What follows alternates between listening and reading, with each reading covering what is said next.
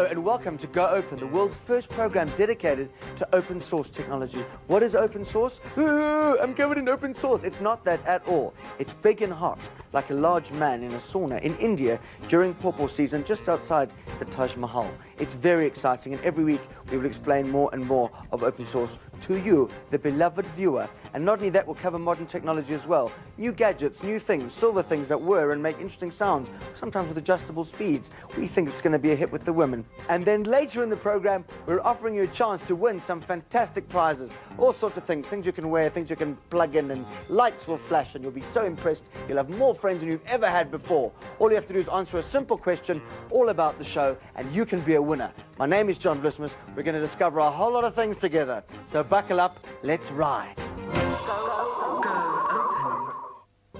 Millions of people around the world are developing software that anyone can freely download, use, modify, and give away. It's a whole new world, and it's challenging the established software companies. Open source is the future of computing.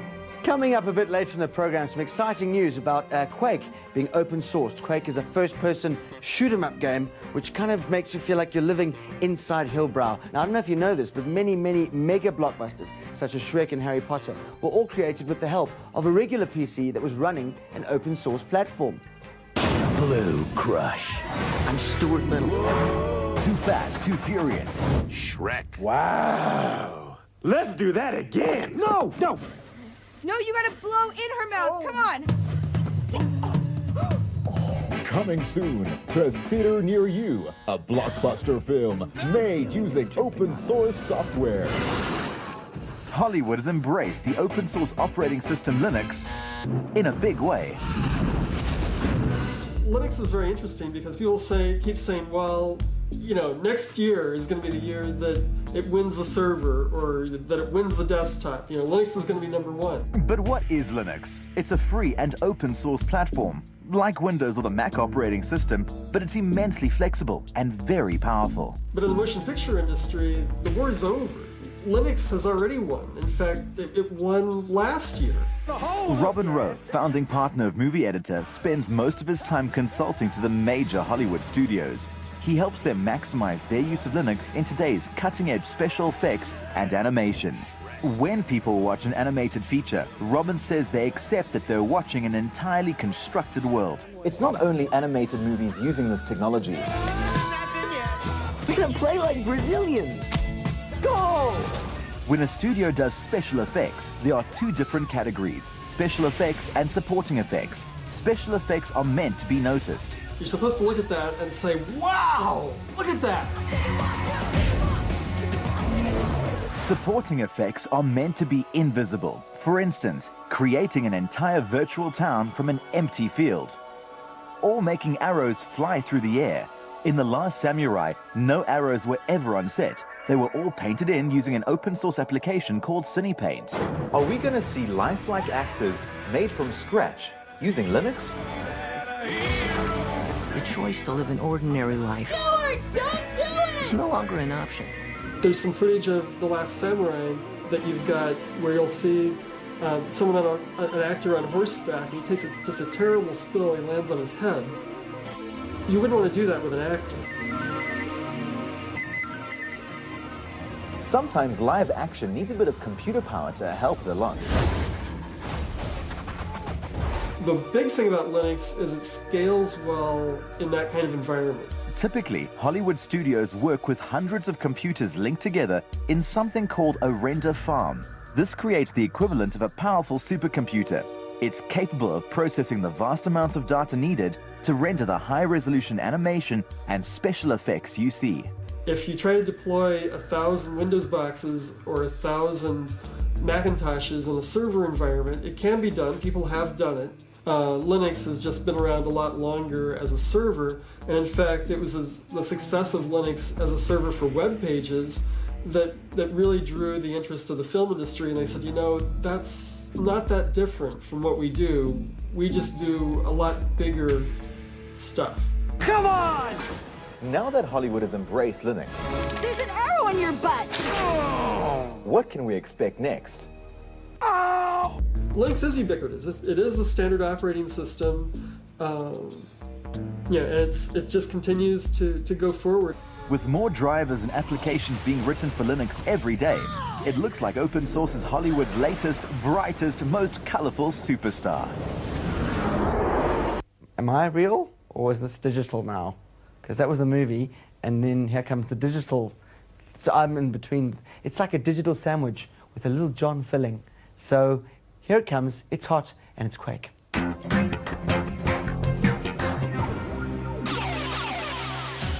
Don't you just love shooting your friends and getting away with it?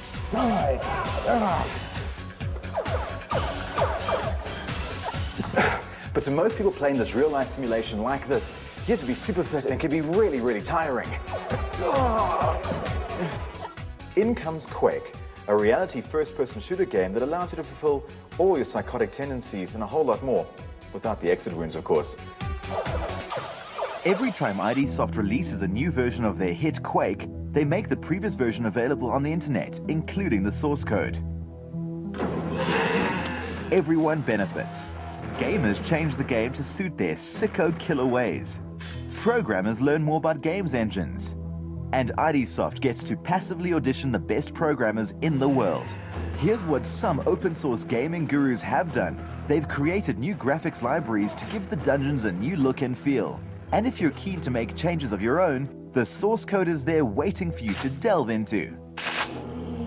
Quake remains one of the world's most popular games at the box office. Perhaps giving away older versions is getting people to go out and buy the new version. Do a Google search for open source Quake now and download your very own free copy and start hacking away. And I wonder what the open source Quake community have in store for us next. No, please, take the children, leave the oil. I'm kidding, it's a joke, it's a little joke. Later on, we meet one of the leading figures in the free software movement. Oh yes, Big Richard, he's fantastic. He really is he's huge, very, very huge. In the world of passive resistance, Mahatma Gandhi was king. In the world of Silicon Valley, girls whose breasts go like that get a lot of attention. But in the world of free software, Richard Stallman is an absolute hero.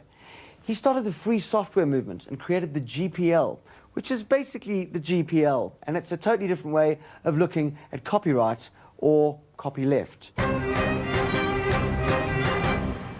Right, Richard, firstly, welcome. Thank you for joining us. I want to slightly get into this whole argument between free versus open source. A lot of people say free software is open source, but not necessarily all open source software is free. Well, I don't really like to talk very much about open source. It's a shallower view of the work that we do, where we say that software ethically must respect your freedom and respect specifically your freedom to cooperate with other people and as a community take control of your computers. They just say that if people let you look at the source code and change it, it'll make the software technically better. Well, that may be true, but it's less important. Imagine people arguing about whether free elections where everyone's allowed to vote would be better or worse for the economy. They're missing the point. What would you say to people who don't want to use the term free because it implies free of charge? I mean, take Microsoft who say, yeah, free like a puppy. Well, they're just being silly. You know, people are well aware that free software means free as in free speech, not free as in free beer. It only takes about 3 seconds to say that to people, and it isn't hard for them to understand. Bill Gates said that how on earth do you expect to make money out of this? You know, as a programmer, you study for this, and you're making the equivalent of $2 an hour. Why would we be concerned about this question? There's a whole implicit chain of reasoning that they expect you to rush through in your head without looking at it carefully. So let's look at it slowly so we can see where its weaknesses are. They first expect you to assume that unless people are well paid to write software, they won't do it. That's where their assumption starts. So then they expect us to want to have lots of software, and that's all we want, they assume. We don't care if that software respects our freedom or takes away our freedom, just as long as it's there and it runs. The first of these assumptions is factually false. There are about 1 million developers of free software now. Now, the second assumption is about what our values are. And of course, your values could be different from my values, but I'll just tell you that my values are I don't want software if it doesn't respect my freedom. In fact, I so much don't want it that I won't take it. If somebody offers me a program, but only on the condition that I promise I will not share it with you, then I'm going to tell him no. I'm going to tell him that to be a good neighbor, I have to refuse that software, and I will refuse it. Oh, it's time to go open. That's what it's time to do. You find open source in the weirdest places. In fact, Pick n Pay, South Africa's largest chain store, has more open source than something with an enormous quantity of source in it. Watch this. When you go shopping at a major chain like this, you may not be aware of the enormous amount of administration that takes place behind the scenes. Thousands of purchase and sales transactions have to be recorded, and a huge clerical staff have to capture the data.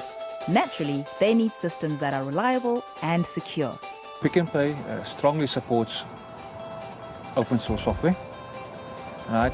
Especially if there's a strong business need or business reason to deploy open source.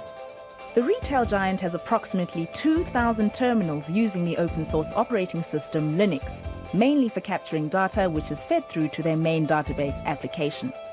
More excitingly, the point of sale, that is their till points, are being replaced also with Linux. Part of their decision is based on their experience with Unix. Pick n Pay has been a Unix shop for a long time, so the skill level to support that is there. The freedom of choice, the platform independence, the scalability and trustworthiness of open source software, it's all there. The company recently donated over 800 computers to the Shuttleworth Foundation's Tux Lab project. The foundation's boffins wasted no time in refitting the computers to run Linux. Where newer releases of proprietary software may not run on older computers, Linux can be made to run on almost anything. It was an opportunity to help, according to Suzanne Ackerman-Berman of Pick n Pay. Part of our culture has always been participating in communities and helping uplift the communities who serve us. And we found that the Shuttleworth Foundation were doing this incredible job with the open source education project of computers and schools, and we felt that Tux Labs and the Shuttleworth Foundation had the same value structure as us, and we thought it was a perfect opportunity to work together. If there's a business need or a business deliverable, right, and the solution is based on an open source environment, Pick n Pay will deploy it. Ooh, saucy. If you haven't checked out the website for open source yet, I suggest you do it. In fact, I insist you do it right now. Get on your modem and get to the address on your screen right now, which means you won't watch the program. That's not such a good idea. Why don't we all go together? That's what we should do right now. It's time to do it with Mark Shuttleworth, internet billionaire and first African in space. Ladies, he's foxy.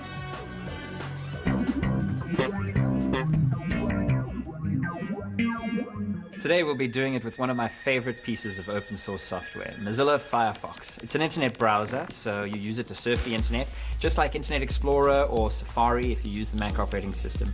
But this one has loads of innovative features, it's secure, it's very fast, lightweight, and it's available on Windows, Linux, and the Mac operating system. One of the most powerful things about Firefox is your ability to customize it with any of a host of extensions. Do ads on the page irritate you? Get more extensions, install the free ad blocker, click on remove this object, and bob's your aunt, it vanishes. You can also search a host of informative sites directly from the page you're on. Need to do a Google search? Type in your query and there you go. Want to check the spelling? Use the drop-down list to choose dictionary.com. And if that's not enough, you can add any search engine you please. Tab browsing is seriously convenient. Stay in one browser and skip from one page to another by clicking the relevant tab. Firefox is highly paranoid on your behalf. It takes security very seriously indeed. With much better security options than any other browser on the market, you're a more secure surfer for free. Well, that was Mozilla Firefox. The things I like most about Firefox are the tab browsing and the security, the fact that I know that I'm much less likely to get a virus if I'm surfing the web using Firefox than if I'm using one of the other browsers out there. Join us next week when we'll be doing it again with open source software. If you'd like to learn more about how to do it with open source, go to our website www.goopensource.org, as opposed to the Lord of the Rings kissing website, www.snogorg.org, which is very important. Coming up later in the program, how to handle a GIMP, which is very important. Every home should have one. And also the results of our fantastic competition where you can win everything. That's great. Now, if you just excuse me, I had a bit of a long weekend, a bit of a virus check to do myself. Thank you.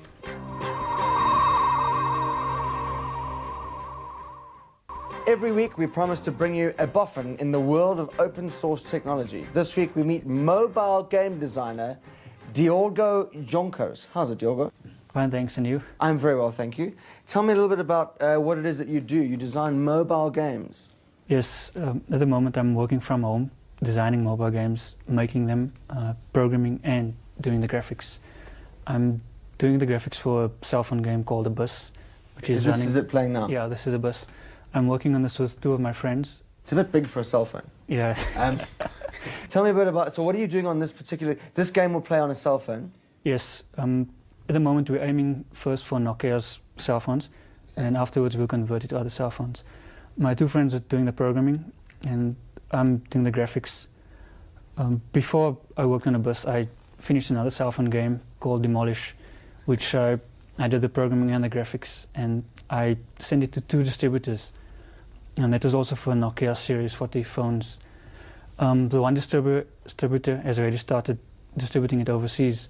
Locally it's going to be distributed by Exact Mobile. What does it cost to develop a game? Cell phone games, most of the tools you can get free. Like for example Nokia, they give you the emulator and the SDK. The SDK is basically the code you need to make it run on Nokia's phones. So that you can get for free from Nokia's site. And the code that you use, Java, you can also get the compilers free. So for a cell phone game, you can basically your only cost will be your time and getting all the phones to test it on. Tell me about the GIMP. Yeah, the GIMP is a graphics program. That's what I'm using for all the graphics. The features that GIMP include compared to like commercial software, it's very close to commercial software. It basically contains most of the functions. I mean, do you envisage a time when, let's say, you'll be designing full-scale kind of games, platform-level games for cell phone? Yeah, it's slowly getting there. Like for example, Nokia's N-Gage, you can do some good 3D stuff with it. I don't know if there's a game called Tomb Raider. I'm sure a lot of people know that. Now it's working on the N-Gage and it looks pretty good. So cell phones are slowly getting there. You've used GIMP, which is an open source based program. What's the benefit of using open source when you design a game? The startup costs for a game company are usually high, and most of that money goes towards software. And because open source is free, it's a huge benefit to use it for starting up. I mean, you're saying that you use open source initially to save money, yes. But it's quite an altruistic kind of idea of making it available all the time. Would you then go on to develop things that other young developers could use as tools? Or, I mean, would you just use it while it suited you and then, go proprietary and then charge people for your games? If I have time, then I would invest time to make better tools to help people use it as well. And then I would also distribute it for free. But at the moment, GIMP, because it has actually all the features that I need to use, I've never had the need to make any improvements or add anything to it. But if I do, then I would do that. Thanks for coming in. It's been lovely to have you. Best of luck with your games. I hope they all do very well in the UK. Thank you. And may you live long enough to contribute to open source. Thanks for having me on the show. Cheers. You might want to get yourself one of these. We call it a pen. It's a very miraculous device that allows you to create paper backups, which is very good. Our competition is coming up in just a minute. In the meanwhile, write down the following website addresses. They're enormous fun, whoopee hey, and they'll teach you to be clever. Welcome to On the Web. From the inners of Hollywood, we get right to the heart of filmmaking on the internet. If you're a budding Tarantino or Spielberg, Stockstock.org is a film festival that allows you to produce and direct your own brilliant film without shooting a single frame. That's because you get a 30-minute tape of footage from old film archives. It's all stuff in the public domain, and your job is to make your masterpiece by selecting and rearranging all of this odd, mismatched footage. You can change the audio and you can add titles, but that's all. No extra footage. StockStock is running the competition again next year, so get your thinking cap on and surf to www.stockstock.org. You're interested in my hair, or do you just want to take me to bed? If you don't know everything there is to know about film editing, then point your browser at www.everything2.org. Now, this is the site for people who literally want to know everything. A quick search on film editing gives us some background hints and tips. And then the real party starts, because you'll be captivated by this site for hours, flicking from one link to another for a comprehensive overview of people's open source, copyright-free opinions. Which brings us to the truly wild and wacky halfbakery.com. This wonderful site is the home of weird inventions and speculation, all public domain and all originated by members of the free site. If you think an idea stinks, give it a negative vote. Fish bones next to an idea means visitors haven't been hooked. Croissants, however, mean the idea is toasty and tasty. Our sites again for this week's On the Web are the filmmaking competition for people who don't want to shoot anything at www.stockstock.org, the online community of encyclopedic knowledge at www.everything2.org, and a full platter of wild inventions at www.halfbakery.com. We'll see you online. It's time for the competition, as I promised, and those who have paid attention are going to score, and those who haven't will go home with less than someone from Zimbabwe. So here we go. You could win enormous prizes. You can win the LG 17-inch flat screen monitor, which is enormously large and maybe quite intimidating for some men. You can win the LG DVD drives, there's 2 of them, or you can win 1,000 Rand gift vouchers from Soviet Jeans and be the nattiest geek on the block. And the question this week is, Richard Stallman is A, famous Hollywood actor, B, a male supermodel employed by Soviet Jeans as their poster boy, or C, the granddaddy of the free software movement? Wow, that is so difficult. Please SMS your answer. That's movie star, male model, or granddaddy of free software movement to the number on your screen. I believe that's 34357. And remember, it's 2 Rand an SMS, because you could win thousands. It's the end of the show. Just kidding, we come back next week and we'll tell you who the winners of the competition are, so you can be big people. Very exciting. We'll also talk about blogging, a new phenomenon which is in the world. I think it's when you get mugged by a blowfish. Very exciting. And also the drive-by internet.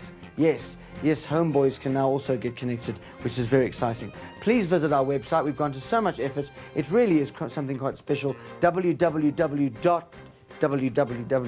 It's like a drum, isn't it? GoOpenSource.org. Please go visit it. And until next week, we shall miss you. I shan't send postcards. I have performed an illegal operation involving a small rodent and myself over a long weekend. So that's it. I will be shut down.